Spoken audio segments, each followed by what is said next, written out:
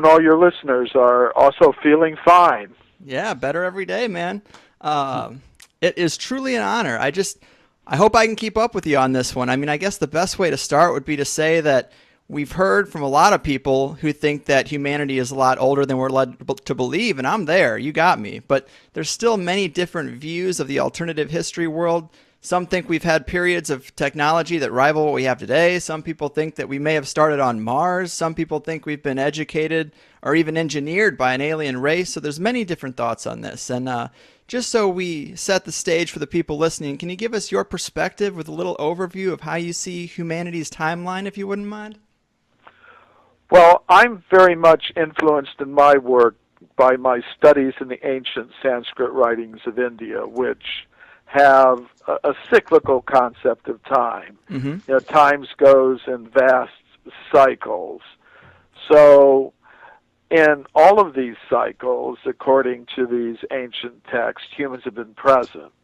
So I would expect to find a human presence going all the way back to the very beginnings of the history of life on Earth. Most scientists today would say humans like us first appeared less than 200,000 years ago on Earth, and their claim is all the evidence supports that idea. But if you actually look, as I have, into the entire history of archaeology and look at all of the reports, not the ones that we see in today's textbooks, but all of them, you'll see numerous discoveries of human bones, human footprints, human artifacts going back many millions of years, all the way back to the very beginnings of the history of life on Earth. Wow. Is there any type of techniques for dating? Because I've heard like carbon dating, which is, of course, the most popular, most known about method of dating old things. I've heard it only works up to a certain point. Is there a technique that stretches back further, or is that misinformation? Well, you're correct that the radiocarbon method of dating has a very short period of time in which it's applicable. You know, it's based on the concept that the body contains a type of radioactive carbon called carbon-14, and if an element is radioactive, that means it decays into other elements in what's called a half-life. And the half-life of carbon-14 is about 5,000 years. So that means after 5,000 years, half of it's gone. Another 5,000 years, half of what's left is gone, Gotcha. and so on. By the time you go back about 20 half-lives, or about 100,000 years, there's no more left to measure. So that's why that method only works back to about 100,000 years. There's another method that can be used on bone, and that's the uranium series method. It goes back about a few 100,000 years, because the half-life of the radioactive elements is longer than the carbon half-life. So, but once you go back that far, there aren't any methods that will allow you to directly date human bones or any other type of bones. Therefore, scientists have to rely on dating of the age of the formations, the layers of rock in which bones and human artifacts may be found. So there are methods that radiometric methods that allow them to date layers of rock of different kinds. Mm-hmm. You know, for example, there's the potassium-argon method, which is used to date volcanic types of rock. And that method can go back millions and millions of years. But you don't use it to date the object or bone itself. You use it to date the layers of rock in which objects are found. So, yes, there are different dating methods, and they are applied in different ways. Right on. And let me ask you another question. I mean, considering all the research you've done on these ancient Sanskrit texts, what would you walk us through a couple of your favorite writings? I mean, a lot of people consider these things to be fiction or moral tales or fables, but I mean, it makes sense to me that it would be a historical account. People would start writing down what's going on. But what are some of your favorite stories that are really interesting about that suggest maybe another technology or some type of other communication? Well, you're right. These writings contain historical elements. They contain philosophical elements. They contain all kinds of things. As far as descriptions of advanced technologies, I would say what I find most interesting is the descriptions of flying machines and spaceships. They're Mm-hmm. called vimanas. And there are many different kinds because the ancient Sanskrit texts say we live in a multi-level cosmos where the energies at the different levels are of different kinds. Some are more dense, some are more subtle energies. And there are descriptions of vimanas or spacecraft that operate in different energy fields. Some of them are made of ordinary metals like steel and iron, and others are made of more subtle energies, and there are descriptions of all different kinds. So I find that fascinating. I also find fascinating the descriptions of weapons resembling modern nuclear weapons. Yeah. The ancient Sanskrit texts describe a weapon called a Brahmastra. And if you look at the description, it said when it goes off, when this weapon goes off, it's as if you had millions of suns all gathered together in one place. It sounds very much like what occurs when you have the explosion of an atomic weapon. And actually, I find it very interesting that Dr. Robert Oppenheimer, who was the scientist in charge of the American project to develop an atomic bomb during World War II, was, in addition to being a great physicist, was also a great student of the ancient Sanskrit writings. Mm-hmm. And when the first United States atomic bomb was tested in 1945 at Alamogordo in New Mexico, he was there in the bunker when it was set off, and when it was set off, and when that huge light lit up the sky like a million suns all in one place, he began reciting Sanskrit text from these ancient Sanskrit writings. So I think that's pretty interesting. Yeah, I had heard that before, and I always thought it was fairly cryptic, what he said. And yeah, there definitely seemed to be some type of thing he was conveying that he wasn't really saying outright. Interesting guy he was. Now, there are a lot of cultures that have ancient stories or legends that involve mating with another race or hybridization with some type of otherworldly intelligence. I mean, do you consider these to be historic accounts, or is there some hyperbole there? Well, I think there can be some truth to these things because even in modern science, we're seeing some very unusual manipulations of the reproduction patterns of different animals. There are things like interspecies embryo transfer, where they'll transfer the embryo of a creature of one species into the womb of another species, and the mother will give birth to a creature that's not of her own species. And of course, there are hybrid plants, there are hybrid animals. So I, I'm, I'm, I'm not surprised by some of the accounts that we see in the writings of different ancient wisdom traditions that talk about celestial terrestrial hybrids. For example, the Sanskrit text, the Mahabharata, is a text that talks about these things. There are 5 heroes called the Pandavas. They were 5 brothers, and they were fighting for the cause of right and justice and truth on earth against the forces of darkness. And each of these 5 brothers their mother was terrestrial, but their fathers were extraterrestrial beings, according to the accounts.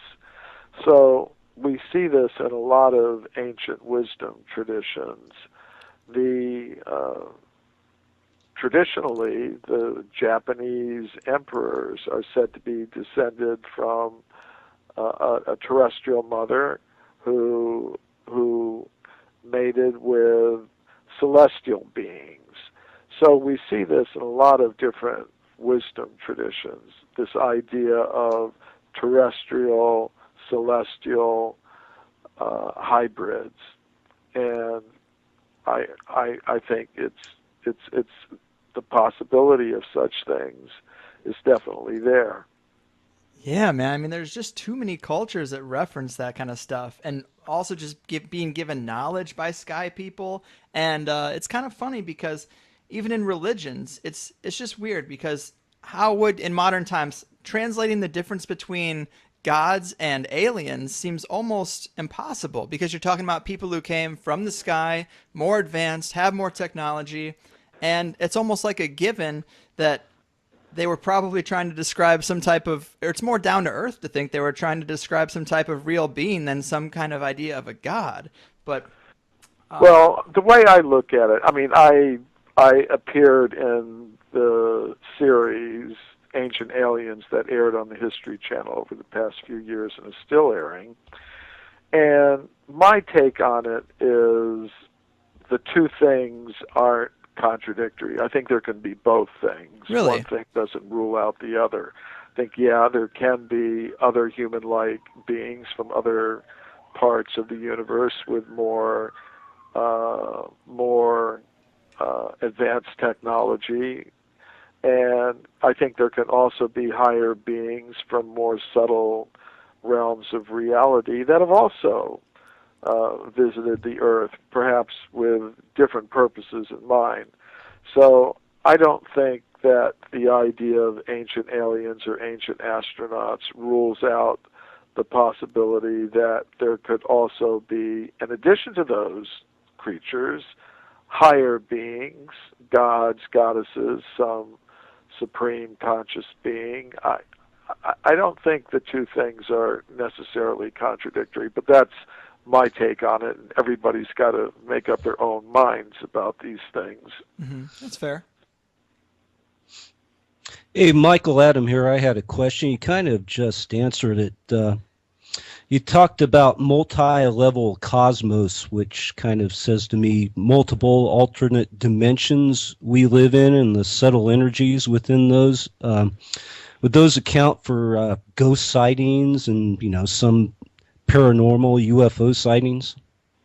I would say yes. Here's the way I look at ghosts. First of all, it means we have to understand what a human being is really made of.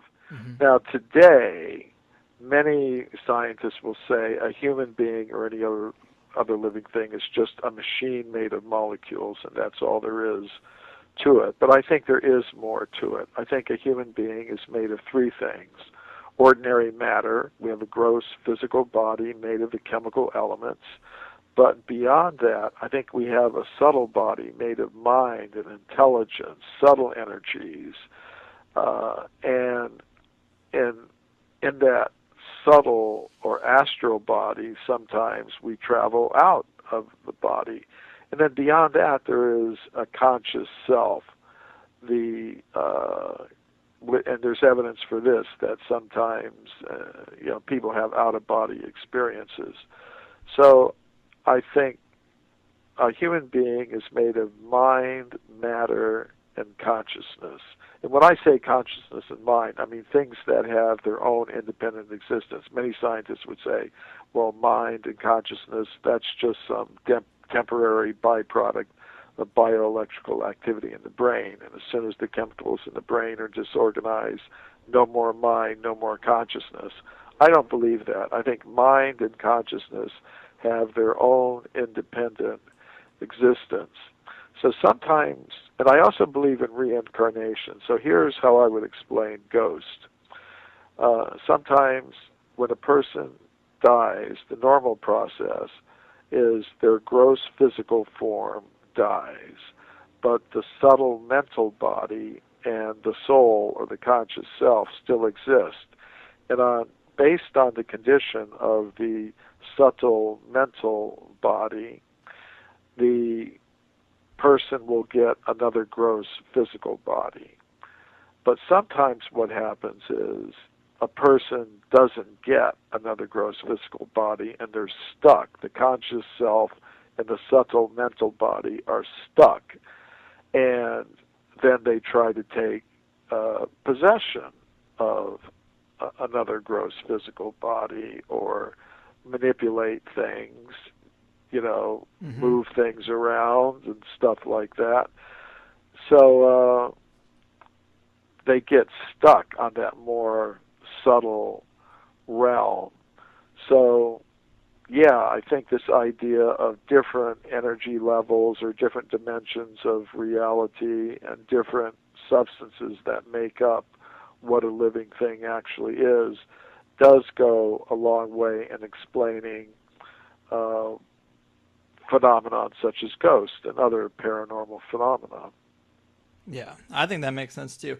And I mean, of course, you're very much into Eastern spirituality, and I've dabbled with psychedelics. I know Adam has as well, but I think both of those things lead people to that similar place of examining consciousness as something closer to the core of what a person is rather than the three-dimensional body. And for people who entertain that possibility of being that eternal energy manifesting itself in a three-dimensional reality to experience the world as this illusion of separateness, to bring it back to forbidden archaeology, it seems like such a powerful design, and to think that it would only exist on this planet for such a small amount of time, as the mainstream suggests, I mean, that seems like a waste of such a enormously complex system. I mean, you'd think it would exist on other planets for sure.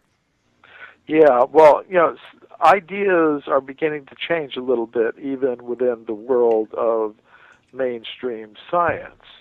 I'm a member of the World Archaeological Congress, which is one of the world's largest international organization of archaeologists. And every 4 years, they hold a congress, a big meeting in a different city in the world. In the last couple of meetings that they've held, as part of their official conferences, they've had sections where they discuss extraterrestrial archaeology.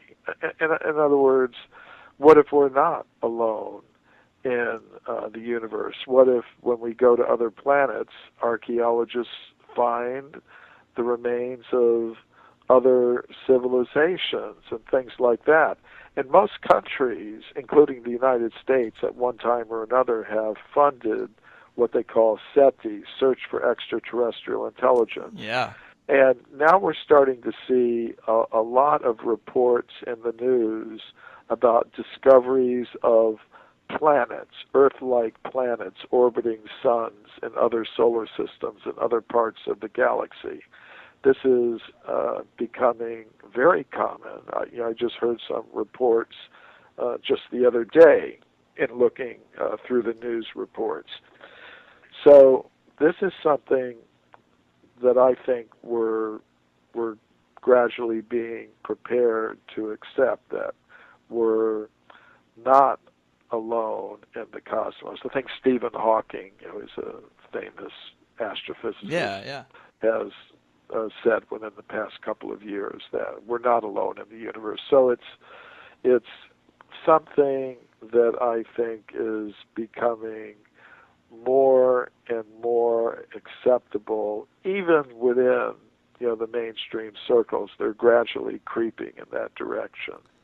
Well, this is kind of close to another question I was going to ask you. Is there's a lot of people in the alternative community that suggest, sometimes from ancient writings, sometimes other things, that we visited the moon or even came from Mars in the ancient past. Have you seen anything to suggest that that would be true, or lead you to believe there might be some credence to those kind of stories? Well, the way I look at it is we're part of a whole cosmic hierarchy of beings. According to the ancient Sanskrit writings, there are 400,000 human-like species scattered throughout the cosmos on different levels of reality. So I wouldn't be surprised at all, to learn that, well, we're related to other intelligent, conscious beings who exist in other parts of our solar system, of our galaxy, of our universe. I wouldn't be surprised at all. However, in one sense, I think we're all extraterrestrials in this sense, that we are made of matter, mind, and consciousness. And I think that conscious self has an origin on some higher level of reality that I call the level of pure consciousness. Mm-hmm. So I think, and that's beyond the material universes. So I think we're all, whether we're now existing in, as you were calling them, three-dimensional material bodies on the Earth or Mars or wherever, some planet orbiting some sun in some other solar system, whatever, we're all ultimately from the same place. We're all ultimately related to each other. And it's just under the influence of some very incorrect ideas about reality that we divide ourselves on this earth even into so many different competing groups.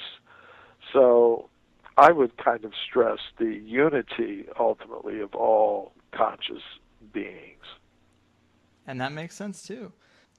So to bring this back down to earth, pun intended, and talk about archaeology, outside of these ancient texts and old oral traditions, I mean, are there any major archaeological finds or structures that you'd consider to throw the biggest wrench in the conventional ideas about our human history?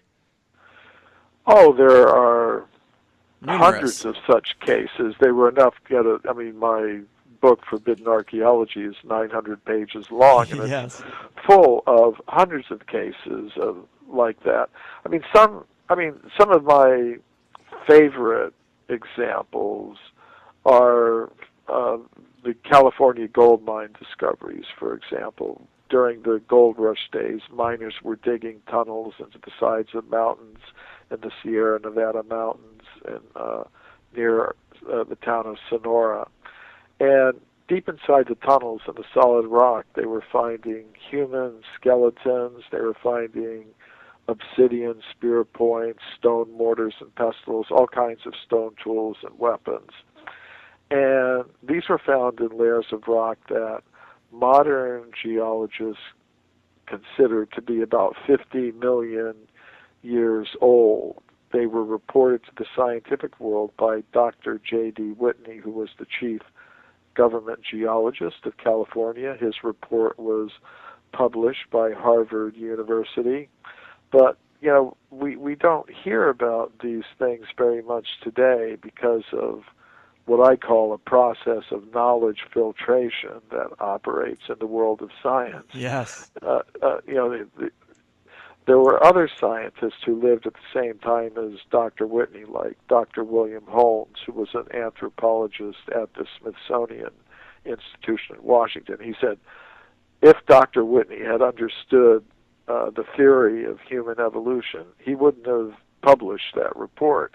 In other words, there's a tendency among scientists to ignore, reject, and dismiss discoveries that radically contradict dominant theories and accepted ideas.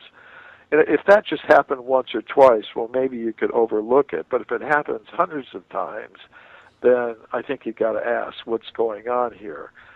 So I always find it fascinating, not just that there are these discoveries of human bones, human artifacts, human footprints going back millions of years before mainstream science thinks that humans like us first came into existence.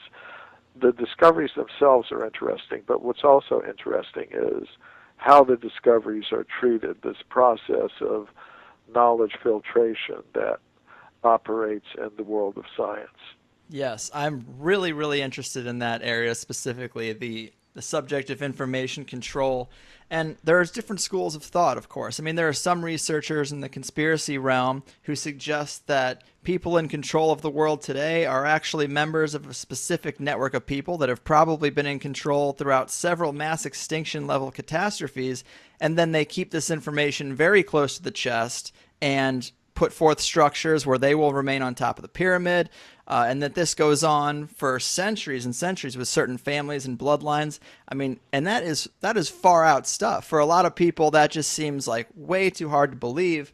But sometimes when I see this type of information filtration, I'm like, is it just the ego of people who've been studying this for a long time? Or are there established institutions funded by these very families that make sure that the information fits inside a certain parameter? And if it doesn't, they just dismiss that. I mean, do you think that's a possibility that you entertain, or is that just too far off the reservation? I entertain all the possibilities. I think there could be multiple things going on. Right. I mean, I think in some cases it's just human nature operating. You know, for example, if I love somebody and somebody tells me something bad about the person I love, I don't want to believe it. I may even become a little angry at the person who speaks these things. So I think some scientists are like that. They're just very much in love with their theories. When they hear something that goes against it, they just naturally respond in a protective way to what they deeply believe and love. I think there are other elements involved as well. I think power can be an element in this. You know, we see that people who have power, particularly those who have monopoly power, don't like to give it up. And for centuries, there's been a group of scientists who have gotten a monopoly in the scientific institutions and education systems. And they're putting forward very materialistic conceptions of who we are and where we came from. Yep. And that gives them a great deal of control over human society, because the goals and values that we have are to a large extent determined by our concept of self. You know, for example, if I think I'm an American man, that's how I behave. So if you can define people's existence, so you tell them you're a machine made of matter in competition with other machines made of matter for survival, then that has the effect of causing people to think that to produce and consume more and more material things is the main purpose of human life. Yeah. So they do that. That generates huge amounts of wealth that flows in an unfair way into certain pockets, and there are a lot of interests in society, financial interests, political interests, other interests, that want to see that continue. They don't want to see people get distracted from that. Like, if people had a different concept of self, I'm a being of pure consciousness that's temporarily here in this world of matter, and I should be putting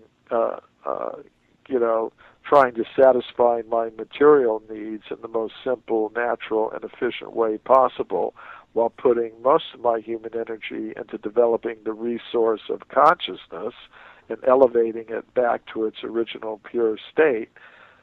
That would be very bad in terms of because people would be spending less time and energy producing and consuming more and more material things.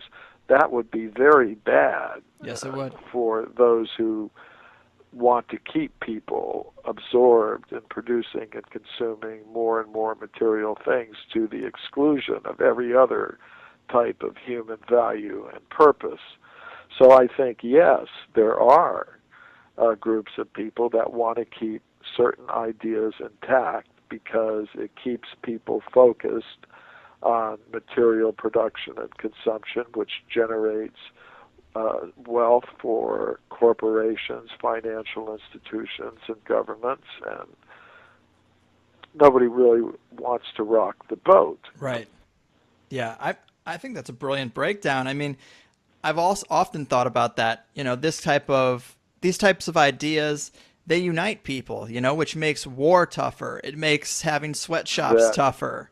absolutely right. Our number one tool against an oppressive elite is our numbers. So if you keep us separated, we're not going to realize that power. We might not realize that it bothers us to have people in other countries making our stuff for pennies on the dollar, and then we might not get together and stand up to this power. So yeah, I think that's pretty powerful stuff.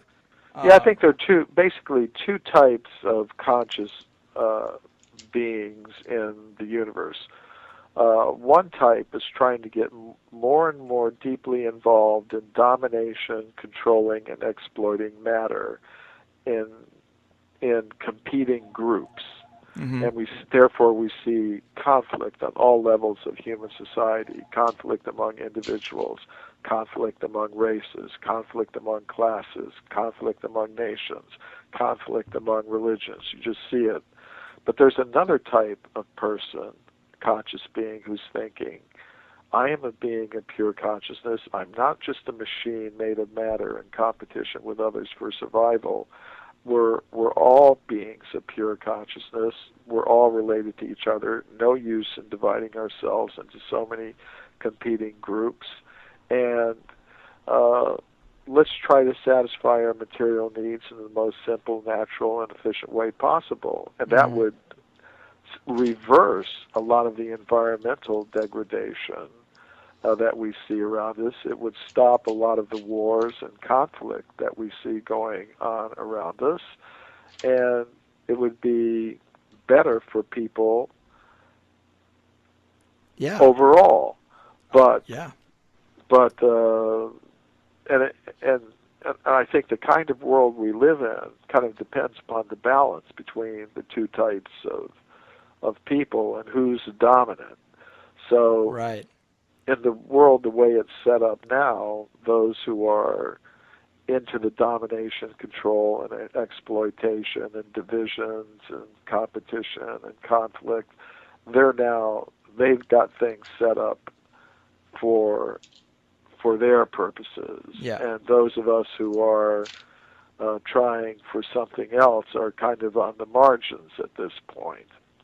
I agree with you. To bring this back to the ancient past, some people suggest that there are many types of natural energy forces that we ignore or have been suppressed in our pursuit of oil and coal and nuclear and all these incredibly risky or dirty technologies. And it is easy to glorify and romanticize the past, but do you think there was ever a time where we may have had a more sophisticated and technologically advanced society where the balance was tilted more in the favor of probably what you or I would like in a society?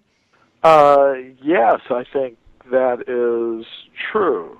And, of course, we have to consider, what do we mean by advance? Advance could mean simple living, high thinking. That's true. Yeah.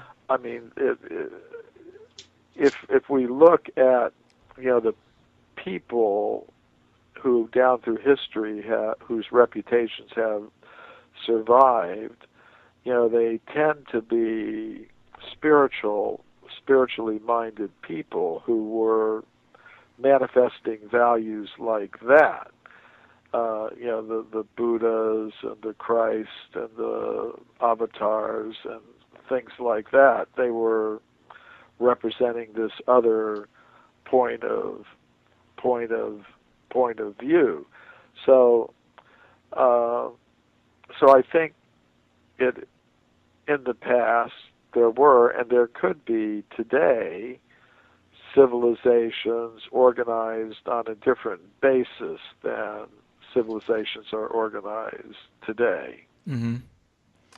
Now, another... I think a lot of our modern technology is attempts to reproduce abilities people once had naturally. Yeah. I think people have abilities, like there's telepathy and remote viewing and things like that.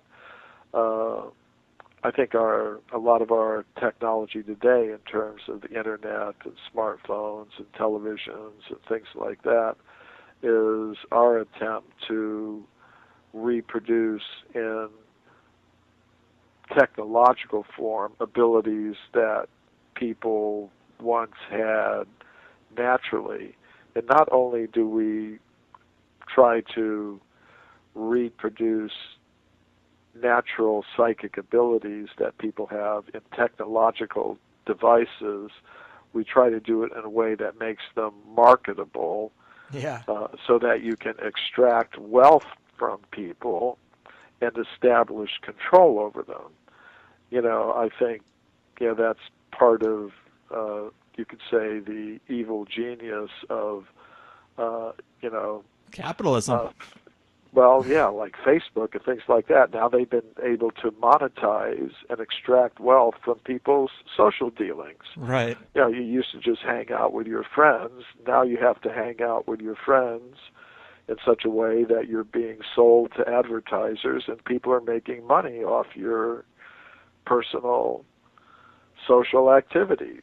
It's kind of an interesting bargain. Well, the world is in a weird place right now because, like you're mentioning, there are major conglomerates and corporations on the internet that are monetizing off this stuff, but at the same time, we're learning so much more than we've learned in previous generations. That connectedness is happening with us. We're seeing more of how people live on other big islands on this rock, and we're realizing like I said, it's not that different. It's a deal. It's a trade-off. It is. I think there's actually some positive things, but there's some negative things that go along with it. Agreed. And I think that as the internet finds more ways, this philosophy of the internet finds more ways to manifest in 3D reality, like we're seeing 3D printers. I mean, that's the number one way. Like that is torrenting music right there for objects. You just duplicate things. So I think we're finding ways to bring back the veil of this perceived scarcity of all of our resources that make things more expensive and make things, people can manage them for us. And we're realizing, hey, we can create stuff. Bitcoin is a way that we're doing that with the financial markets. It's pretty interesting. I'm a huge fan of, that's what this show is on, the internet. That's where people are learning about this stuff. You're not going to see this on CNN. I'm not against it, but, absolutely. I think there are different people with different interests involved. Yes. The old school of thought is those old power brokers are still trying to find a way at the same time to weasel in on our territory and benefit from it. It's definitely a strange give and take, and we're lucky to be alive during this. It's pretty wild. Yeah, this is a battle that's gone on since times began. There've always been the two types of conscious beings: those striving to become more and more deeply involved in dominating, exploiting, controlling matter, and those that are looking to develop consciousness. So it's been going on since time began. Nothing new about it. We're just getting our particular version of it today. Yeah. Hey, Michael, how important is humankind in the role of all of this, in the role of the universe? Well, it's very interesting. In the human form, we're at a crossroads. We can go either way. In the human form, it's possible for a conscious self to rise to a level of awareness where it can rise to a stage where it no longer has to exist in contact with matter and material forms, which are temporary. Say right now, our conscious self is connected with a body that's going to get old, it's going to get sick, it's going to die, it's going to take another birth and undergo another cycle of birth and death. And in Buddhist and Vedic philosophy, this is called samsara, the wheel of birth and death. And there's all kinds of limitations placed upon consciousness on this level of reality. In the human form, it's like a spaceship, a space vehicle, a very complex biological entity that can allow the conscious self to raise itself beyond all this and get to that level of pure consciousness where there is no birth, there is no death, there is no competition or scarcity or anything like that. So it's kind of a vehicle that has very advanced capabilities built into it if we choose to use them for that purpose. But the way society is structured today is we're encouraged to use this very capable vehicle for other purposes. And, so I think the human vehicle is very important in the cosmos because it has that capability to take conscious selves out of this whole cycle of samsara. But the human vehicle can also be used for domination, control, exploitation, and remaining entangled in samsara. So, man, another thread I wanted to pull with you just for fun are there's these stories that I'm fascinated with, these stories of giant skeletons. But whether or not there's a cover-up on this stuff or not, it seems really hard to get any kind of proof or valid information for these sources. I mean, do you think that's a credible thing? Do you entertain the idea of these ancient giant skeletons, or do you think that that's kind of a hoax? Well, I think that in the past, large-size humans did exist. And even it's part of ordinary science that before 5 or 10,000 years ago, most living things were bigger than they are today. The animals were bigger, the plants were bigger. I live in California. You go into the Sierra Nevada mountains, you can see the California redwood trees, and they're huge. Some of them are over 300 or 400 feet tall. The trunks are so big, sometimes they make roads that go through the trunks of these trees. They're amazing. They're actually the largest living things on Earth, and some of them are over 5,000 years old. So I think they're kind of a holdover from that earlier time when things were bigger than they are today. So I think there were large-sized humans who existed in the past, but one has to be careful about it. I mean, you see a lot of photographs circulating on the web but they generally turn out to be, Photoshop hoaxes, and sometimes you can really identify them.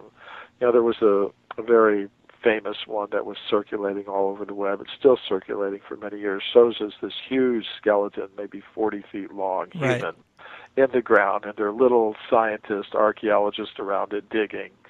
So I kind of noticed from the bones of the skeleton, you can see the shadows, and from the shadows you can tell where the sun was. The sun was high into the rear. Now behind the huge skull of this creature, there was an archaeologist standing, and with a shovel in his hand.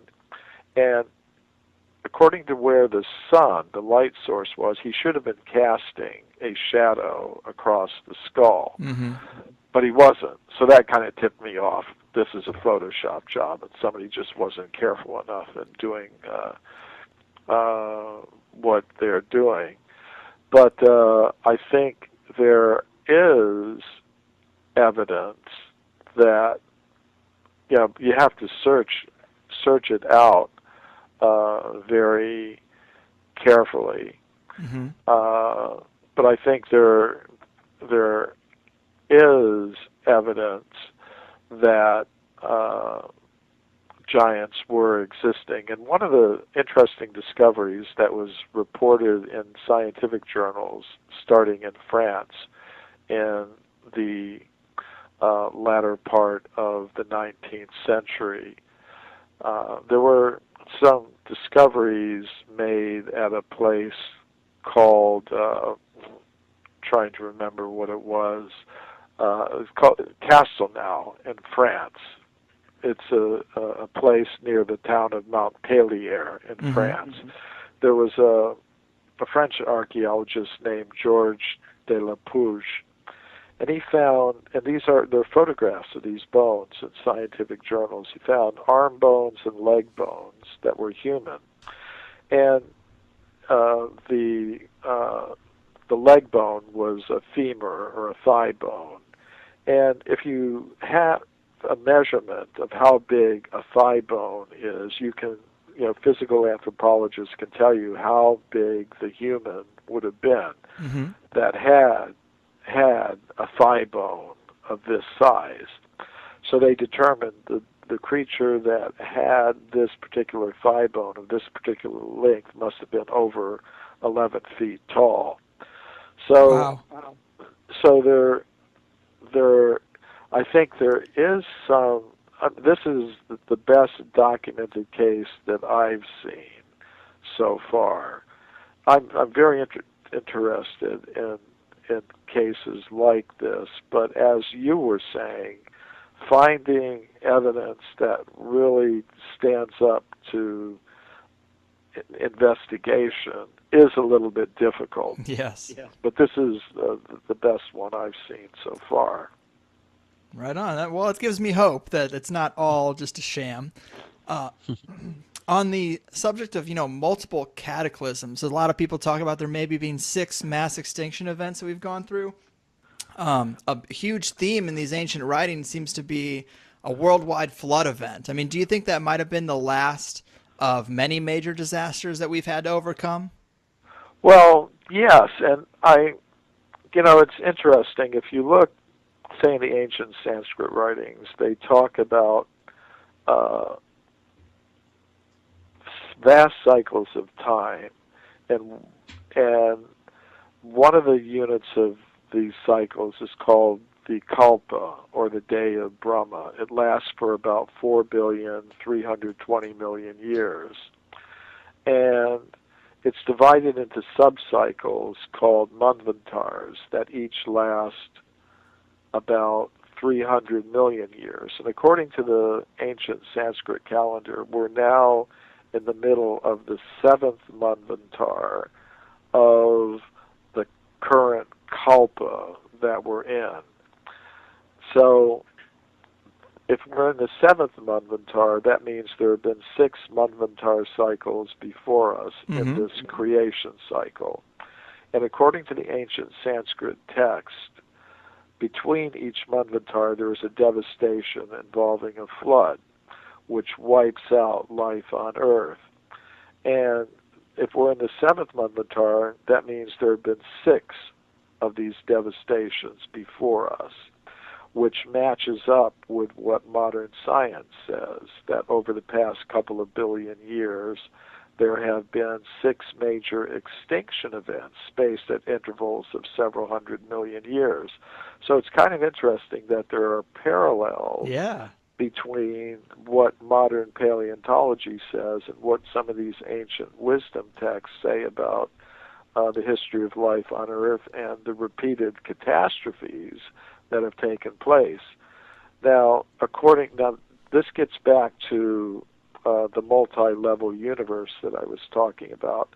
After so on our level of reality, there have been periodic devastations that have wiped out life on Earth, but the means for repopulating the Earth exist at higher levels of the cosmos. It's like now many people are into what they call cloud computing. Yes. Which means that you keep your files and your programs on some server up in the cloud, as they call it, which means that if your smartphone or computer gets destroyed or damaged, you can always get another device and download your pictures and songs and files and programs, which are kept up on the cloud. So I think a similar thing operates in the universe. Things can get destroyed on this level of reality. Modern science admits there have been these big extinction events. The ancient wisdom traditions talk about them as well, huge devastations that take place and wipe out life on Earth. But higher beings at that higher level of reality have the means and the resources to repopulate the earth when that happens. And I think that has happened repeatedly. Yeah, that's a really interesting concept. I mean, that's kind of like how genetic memory works. People talk about the possibility that instincts and things like that are actually memory, some type of genetic memory that we can tap into, as if each human is a computer tapping back into that cloud of information. Yeah, something like that. Of course, I would explain it in a slightly different way, that the soul or the conscious self maintains contact with a subtle body of mind and intelligence that incorporates memories. So in one lifetime, a whole group of memories would be imprinted in the mind and intelligence. And when, at the time of death, the soul leaves the body, it goes with the subtle body of mind and intelligence, so that over many, many lifetimes it accumulates. In other words, in our minds today, there are memories not just from this lifetime, but memories from perhaps many millions of lifetimes that we've existed on this planet, in human bodies and plant bodies, animal bodies, so that sometimes we have memories of things that just didn't occur in this life, or in dreams these things may come out. We may see things or hear things or experience things in dreams that we really can't trace to anything that's happened to us in this life. Or many people often have the experience of meeting someone that they've never met before in this life, but still they feel some relationship with that person, some strong connection with that person. I would say it could be either a memory from a past life, that we were connected with this person in a past life, and now we're reestablishing that connection in this life. Or sometimes people have these deja vu experiences. They go to a place they've never been to in this life, but they feel they've been there before, perhaps in a past life. So I think we do tap into a whole reservoir of memories and experiences that is not limited to our present experience in this body and this lifetime. Yeah, it's fascinating stuff, and it's a wonder why people today would rather watch football than explore those weird things about life. But I wanted to ask you another question about cataclysms. There seems to be like a lot of oral traditions, or at least a couple, where people talk about other types of global catastrophes other than a flood, particularly asteroids. Do you think that there's been times where, there's been some type of impact that has wiped out huge amounts of humanity, but yet little pockets have survived to pass on those type of oral stories?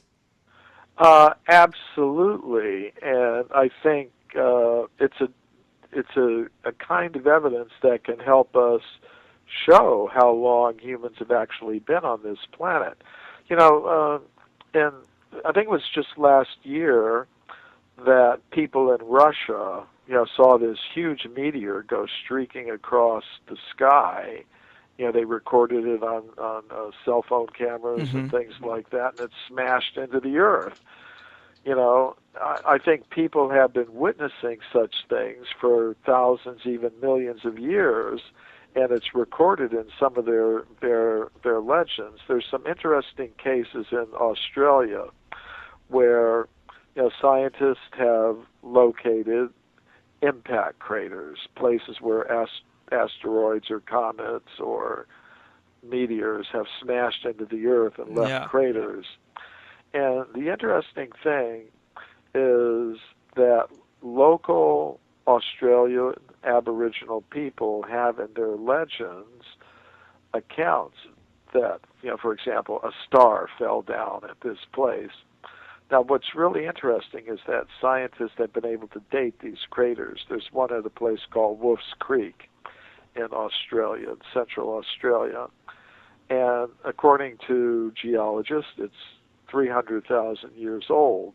But the local tribe of Australian Aboriginal people that lives near there has legends about a star falling and hitting the earth. And that would tend to indicate that people saw this 300,000 years ago and kept it in their legends. Now, according to modern science, the human species, humans of our kind, are less than 200,000 years old, and they think the first humans came to Australia about 70,000 years ago. But there's this 300,000-year-old crater, and Australian Aboriginal people have legends about a star falling and making it. I take it as evidence that humans existed long before scientists now believe. There's another crater, impact crater, in Australia at a place called Goss's Bluff, and it's millions of years old, and the local people have a legend about how a star or celestial object fell at that place, making it, which indicates to me that people were existing millions of years ago to observe these things. At least that's the way that I look at it. Mm-hmm. Yeah, man. It's so exciting when ancient legends and modern science cross paths. That's that mysterious sweet spot that I love to hit.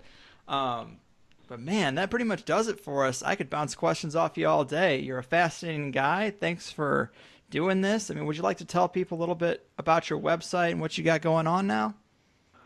Okay, the main website for people interested in my work is mcremo.com, mcremo.com, and there they can find my schedule of lectures and interviews. They can also find information about all of my books, like Forbidden Archaeology, where I talk about the archaeological evidence for extreme human antiquity, my book Human Devolution, in which I get into some of these things that are related to consciousness and extraterrestrial life and the interactions of humans and extraterrestrials. My latest book, My Science, My Religion, which is a collection of 24 papers that I presented on these topics at major international scientific conferences. So information about these books can be found on my website, mcremo.com. I also have a Facebook page, Michael Cremo. It's